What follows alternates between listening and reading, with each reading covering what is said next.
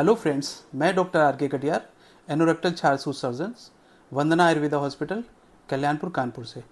आइए बात करते हैं जिनको पीएनएस की प्रॉब्लम्स होती है।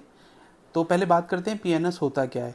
एक्चुअली में पीएनएस क्या होता है, जो बॉडी हमारी जो रीढ़ की हड्डी होती है, जो हमारी स्पाइंस होती है, वहाँ पे नीचे जो टेल बोन होता है, वहाँ पे क्या होता है, एक छोटी सी फुलसी बनती है और फुलसी से मवाद आने लगता है और फुलसी दवाइयाँ खाने से, एंटीबायोटिक खाने से सूख जाती है और उसके बाद फिर दोबारा वहाँ से मवाद आता रहता है, पेशेंट को पेन होता रहता है। तो ये किन लोगों को होता है? एक्चुअली में इस बीमारी को, जो पाइलोनेडल साइनस है, पीएनएस जिसको कहते हैं, इस पीएनएस को बेसिकली जीप ड्राइवर डिसीज कहते हैं। यानी कि जो बहुत लंबे समय तक ड्राइविंग करते हैं या बाइकिंग करते हैं या फिर कंटिन्यू ट्रैक्टर चला रहे हैं या फिर ट्रक चला रहे हैं या जीप चला रहे हैं, कुछ ऐसी ड्राइविंग लगातार जो करते रहते हैं, ऐसे ड्राइवर जो लॉन्ग स्टैंडिंग गाड़ियाँ चलाते हैं, उनको इस तरह की प्रॉब्लम्स ज़्यादा देखी जाती है। इसमें टेल बोन के पास क्या होता है, एक छोटा सा सुराग हो जाता है जिसमें क्या होता है कि मवाद आता रहता है, कभी कभी खून आने लगता है और पेशेंट को दर्द होता है और क्या होता है, बेचैनी बनी रहती है, जलन होती रहती है। तो ऐसे जो लोग हैं जिनको पीएनएस हुआ है, उनको भी ये डर रहता है, ये डर सताता रहता है कि ऑपरेशन कराएंगे, वहाँ तो हड्डी है, स्पाइन है और कितना घाव हो जाएगा। तो ऐसे मरीजों को डरने की ज़रूरत नहीं।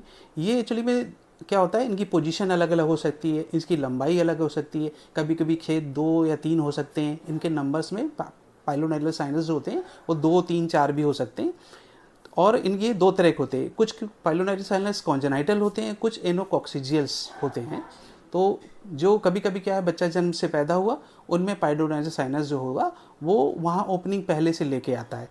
और बाकी क्या होता है, एट अ टाइम आप बहुत लंबे समय तक ड्राइविंग करने से या रगड़ने की वजह से वहाँ क्या होता है, एक ओपनिंग बन जाती है। तो होता क्या है कि जो हमारे बालों की ग्रोथ होती है, वो हमारे वहाँ पे जो हेयर फॉलिकल्स होते हैं, उनकी ग्रोथ इन्वर्टेड हो जाती है। अंदर की तरफ क्या होता है, वो धंसने स्टार्ट हो जाते हैं और उस जहाँ के कैविटी बना देंगे और इन्फेक्शन हो जाता है। उस कैविटी के अंदर मवाद भर जाता है और कॉन्टेजिनेसिस फ्लूइड भर जाता है, जिससे कि वहाँ पे बहुत सारे बालों का गुच्छा वहाँ कैविटी बना के इकट्ठे होने लगते हैं।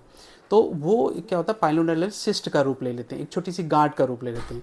तो अब ऐसे क्या होता है, ये सिंगल भी हो सकते हैं, मल्टीपल भी हो सकते हैं।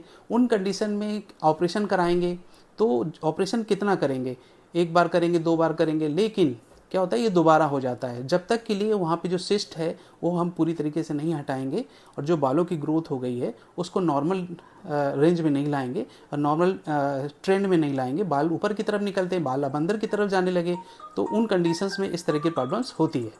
तो हमें क्या देखना है कि हम इस पे इसका ट्रीटमेंट क्या है।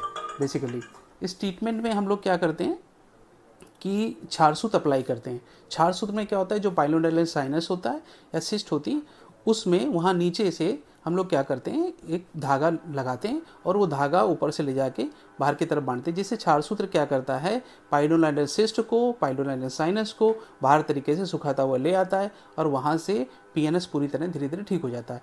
इस बीमारी को ठीक होने के लिए लगभग 1 महीना लग जाता है और ये रिकरेंस के चांस नहीं होते हैं। इस तरह से पाइलोनेडल साइनस पूरी तरह ठीक हो जाता है। इसमें कुछ दवाइयाँ, आयुर्वेदिक औषधियाँ, वो हम लोग चलाते हैं और छारसूत अप्लीकेट करते हैं, छारसूत लगाते हैं और पूरी तरह पेशेंट ठीक हो जाता है। तो अगर आप इन सब चीज़ों से बचना चाहते हैं तो आप इस चीज़ का ट्रीटमेंट लेने के लिए छारसूत एक्सपर्ट से मिलकर अपना ट्रीटमेंट करा सकते हैं और बड़े से बड़े ऑपरेशन से बच सकते हैं। Thank you.